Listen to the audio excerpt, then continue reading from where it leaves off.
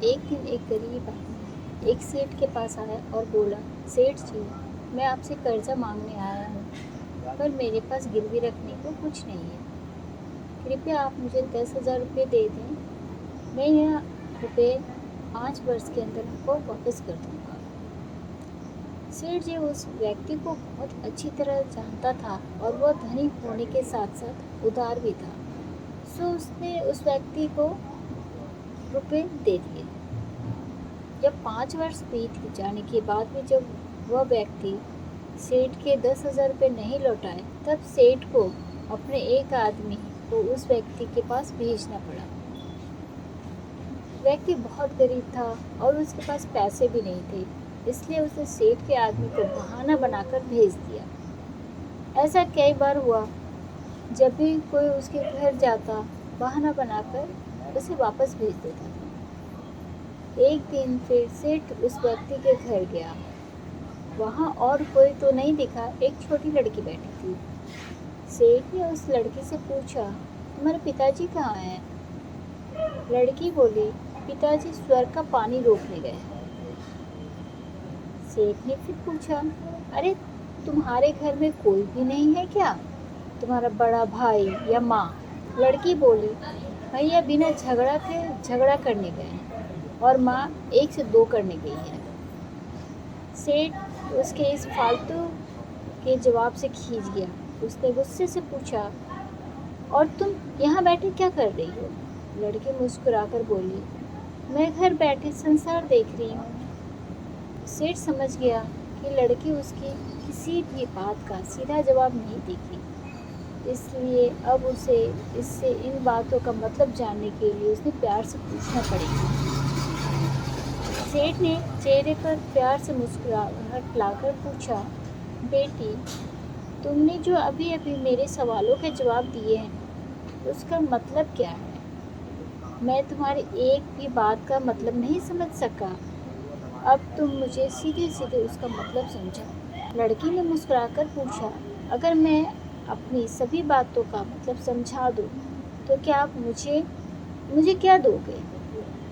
सेठ के मन में सारी बात जानने की तीव्र इच्छा थी, सो वह बोला, जो मांगोगी वही दूंगा। तब लड़की बोली, यदि आप मेरे पिताजी का सारा कर्ज माफ़ कर देंगे, तो मैं आपको सारी बातों का अर्थ बता दूंगी। सेठ ने कहा, ठीक है बेटी, मैं तुम्हारे पिताजी का सारा कर्जा माफ़ कर दूंगा। अब तो सारी बातों का मतलब समझा दो। लड़की बोली, सेठ जी, आज तो मैं आपको सारी बातों का अर्थ नहीं समझा सकती। कृपया कर आप कल आए, कल मैं अर्थ ज़रूर बता दूंगी। अगले दिन सेठ जी उस व्यक्ति के घर गया। आज घर पे सभी लोग मौजूद थे। वह आदमी, उसकी पत्नी, बेटा और उसकी छोटी बेटी भी थी।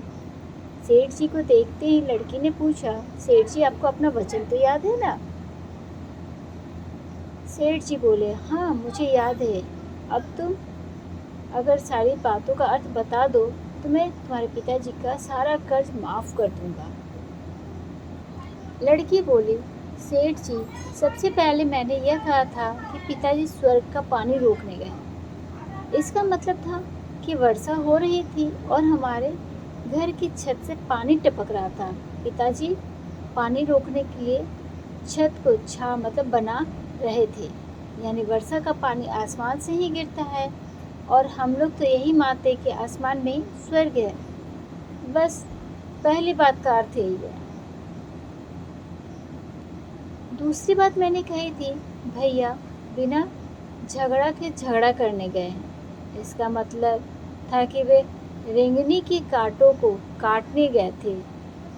अगर कोई भी रेंगनी के कांटे को काटेगा तो उसके शरीर में जहाँ तहाँ कांटा गड़ जाएगा, यानी झगड़ा नहीं करने पर भी झगड़ा होना और शरीर पर खरोंचे आएंगी। सेठ उसकी बातों से सहमत हो गया।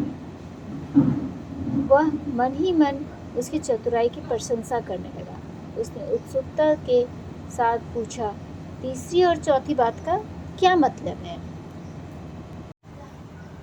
दोस्तों, तीसरी और जो चौथी बातें थी उसका जवाब के लिए आपको अगले वीडियो का इंतज़ार करना पड़ेगा।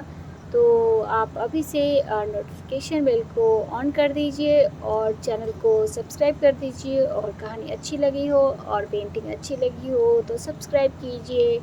और हम मिलते हैं आपके सवालों के जवाबों के साथ अगले वीडियो में।